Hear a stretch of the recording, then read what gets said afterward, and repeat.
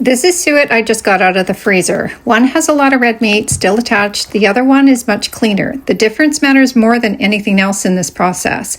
And because anything you leave behind here is going to show up later in your final render, it's important to cut away as much red meat as possible. So what we're doing first is we're removing as much of that connective tissue, red meat. This part is hands-on. It's detailed, but this is where clean tallow is made. So you can see here how the connective tissue and the meat will actually start to separate. You can pull it apart, you can peel it back, and you can really strip away that suet right down. So the goal is simply to get it as clean as you possibly can before rendering it. Once it's cleaned up, we're going to start chopping it down into smaller pieces.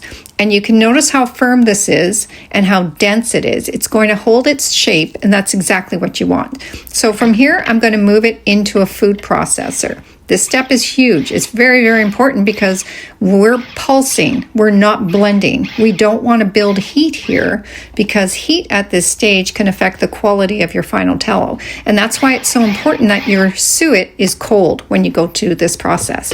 So short pulses, just enough to break it down, and then everything goes into the roaster. I'll sift through it just one more time just to catch any large pieces, and if I have to, I'll just chop those down, or if there's quite a few, I'll just run them through the processor again.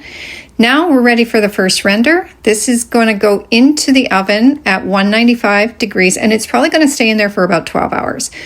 I'll stir every few hours just to make sure that nothing is cooking unevenly. Once it's fully rendered, we strain it, move it into the fridge to solidify. This is where you're going to start to see what's left behind. When I flip it out, you're going to notice the bottom. That's the first place you want to look. That's where the impurities are. They drop right to the bottom of the bowl. And this is exactly why we clean thoroughly. So now I go in and I scrape away as much as I can. Then we melt it down again, right? So this is going to require a second render. Usually the second render is much quicker because we're not having to render for a long period of time. You only need to do this until the fat melts, so it's a couple of hours. So then we know we're getting closer to a cleaner, more stable fat. Then we strain it again back into the fridge, let it set into another cake. And you can already see the difference. The bottom is cleaner, there's less to remove, but I still like to go in, scrape what's left, and repeat the process one more time.